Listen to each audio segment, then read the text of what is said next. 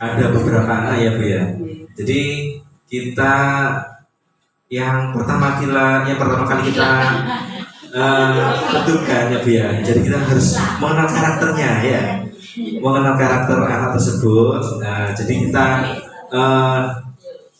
dekati dengan pendekatan individu dulu Bu ya. Jadi kita analisa anak tersebut kenapa sih kok sering ngomong. Apakah anak tersebut itu setiap kali pelajaran pasti berbuat seperti itu Bu ya?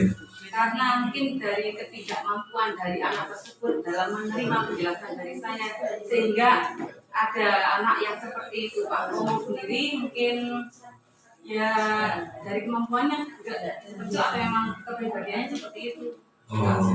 Jadi seperti itu ya.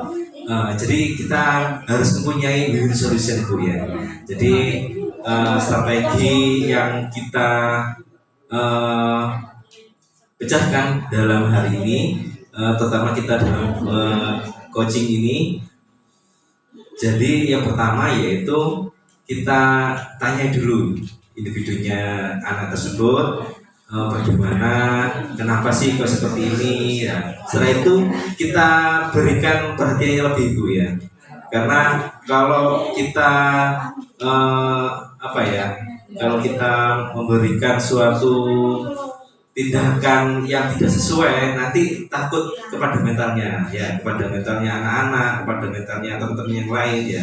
Jadi kita memang perlu pendekatan individu untuk mengetahui bagaimana sih, kenapa sih hal ini kok bisa terjadi seperti itu. Kalau sudah hal itu sudah jenengan sudah lakukan, nanti bagaimana kita akan ke Kombel Bu ya.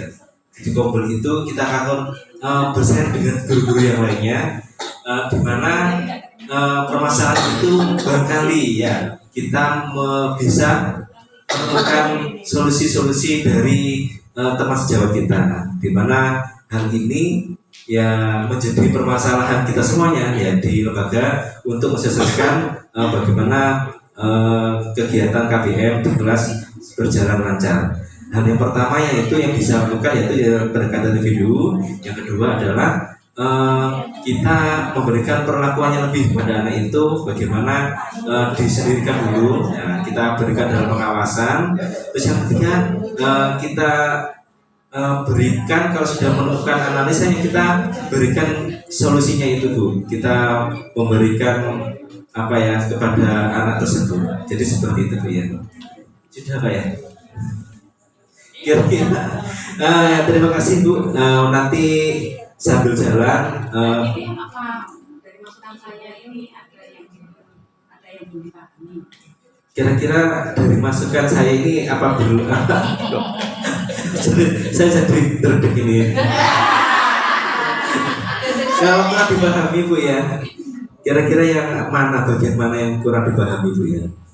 Ini Bapak, saya membutuhkan strategi bagaimana cara mengatasi yang saat ini. Sebelum kita ada Kombel, cara mengatasi anak tersebut yang sering bicara sendiri di dalam Iya. Strateginya yang pertama kita harus pendekatan individu dulu. Kita tanyai bagaimana masalahnya. Barangkali anaknya berbentuk, barangkali anaknya memang tidak bisa mata pelajaran tersebut, atau barangkali anaknya mencari perhatian karena terlalu pintar Bu. Oh, pelajaran untuk bisa gampang kan. Jadi seperti itu. Nah, jadi kita memang harus tahu seperti itu dulu ya. Yang kedua, setelah kita mengetahui permasalahannya, kita akan memberikan solusi pada kita dulu ya. Bagaimana memberikan solusi yang terbaik untuk kebutuhan anak itu. Tahu apabila kalau anaknya terlalu pintar, kita berikan sebuah tambahan pembelajaran kepada anak tersebut untuk tidak mengganggu teman-temannya. Jadi seperti itu Bu ya. Oke. Ada lagi Bu? Terima kasih Bapak, mungkin yang panjang dengan pemberian solusi nanti saya akan laksanakan dalam kelas. Iya, terima kasih Bu. Nanti kalau seandainya ada suatu saat ada permasalahan lagi, kita bisa coaching terus Bu ya, untuk kebaikan kompetensi pendidikan di sekolah kita. Terima kasih Bu. Terima kasih Ya. juga atas waktunya dari Bapak. Iya, sama-sama. Terima kasih Bapak. Ya. Saya mohon izin dalam waktu kelas. Oh iya Bu. Dan oleh Bundari dengan Pak Erik tadi, yang pertama proses koordinasi dari awal sudah benar, karena pada awal coaching itu Pak Erik menanyakan tujuannya Bundari untuk menghadap ke Pak Erik itu ada masalah apa, itu sudah benar karena itu menyampaikan tujuan. Kemudian Bundari juga menyampaikan permasalahan yang dihadapi, namun pada saat itu, setelah itu Pak Erik lebih banyak memberikan masukan, Pak, bukan mendengarkan dari Bundari. Itu yang menurut saya kurang. Sebaiknya Bundari yang lebih banyak menyampaikan permasalahannya, sedangkan Pak Erik menanyakan berdasarkan pengamatan Ibu di kelas, itu sebenarnya menurut Ibu apa yang menyebabkan anak itu tidak bisa konsentrasi atau kurang dapat dikontrol pada saat pembelajaran. Nah itu Pak Erik menanyakan, boleh menanyakan. Kemudian Bundari juga menceritakan kembali apa yang menyebabkan anak ini sebenarnya anak ini tidak bisa tenang, kenapa, tidak bisa konsentrasi, kenapa, apa karena saya kurang pada saat pembelajaran saya kurang memberikan media yang sesuai atau alat peraga yang sesuai sehingga anak-anak kurang tertarik untuk mengikuti pembelajaran. Nah itu termasuk di umpan balik, Pak. Kemudian setelah umpan balik berdasarkan penyampaian dari Bundari selama hambatan-hambatan apa saja yang dialami di kelas. Apabila Bundari memang menginginkan masukan, baru Pak Erik boleh menyampaikan masukan sebagai coach. Namun apabila Bundari tidak menyampaikan, sebisa mungkin coach menggali dari coaching apa yang sebaiknya Ibu lakukan untuk mengatasi hambatan yang Ibu hadapi di kelas tersebut. Nah itu untuk menggali guru supaya menemukan apa ya solusi saya untuk menghadapi atau mengatasi tantangan saya di kelas. Nah itu boleh.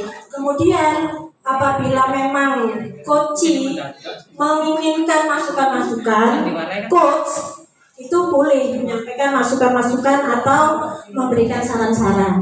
Kemudian selanjutnya setelah itu kan sebisa mungkin coach menemukan solusinya, Pak. Pasti guru kan, oh iya, saya kemarin waktu pembelajaran itu kekurangan saya kira-kira yang ini, yang seperti itu. Biasanya guru pasti itu, Pak, pasti menyadari lah waktu pembelajaran itu, ya saya kurangnya di sini. Akhirnya murid saya kurang bisa saya kendalikan waktu di kelas. Mungkin saya kurang menarik, kurang memberi ice breaking dan lain-lain.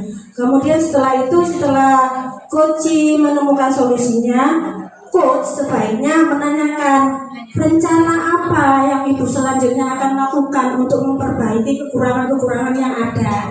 Nah ini untuk rencana tindak lanjut untuk memperbaiki kekurangan atau kendala-kendala selama pembelajaran tersebut. Nah setelah itu baru coach dan coach ini menemukan titik temu bahwa coach, oh iya Pak, saya sudah menemukan solusinya dan saya akan merencanakan perbaikan dari hambatan-hambatan yang telah saya hadapi yang kemarin, sehingga di pembelajaran selanjutnya saya bisa memperbaiki tersebut dengan menutup atau memperbaiki kekurangan-kekurangan tersebut. Kemudian sebaiknya coach setelah proses coaching berakhir itu meminta coach untuk bertemu lagi pada beberapa waktu yang akan datang untuk merefleksi lagi hasil dari tindak lanjut tersebut, apakah sudah ada perkembangan atau belum. Tentunya diharapkan dari proses coaching dan solusi yang ditemukan oleh coach insya Allah nanti pasti ada perbaikan dari hasil proses pembelajaran yang dilaksanakan selanjutnya. Nah ini nanti walaupun sedikit, insya Allah pasti ada perbaikan karena Koci sudah menemukan permasalahan dan cara memperbaiki kesalahan atau kekurangan-kekurangan tersebut.